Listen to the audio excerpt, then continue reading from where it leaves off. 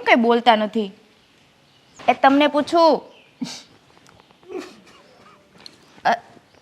તમે રડવા કેમ માંડ્યા? હા પણ થયું હું એ તો કયો. બોસ બોસ ઓફિસમાં કોઈની હારે બોલાચાલી થઈ? આવો બોસ હવે આવો. બોસ? બોસને વાંધો છે? નોકરી પરથી મન ઉઠી ગયું મારું તો, નોકરી પરથી મન ઉઠી ગયું. આમ જો એવું હોય ને તો બોસને હારે બેહીને તમે ક્લિયર કરી લ્યો કે તમને મારાથી શું વાંધો છે. કોઈ ફાયદો નથી, કોઈ ફાયદો નથી.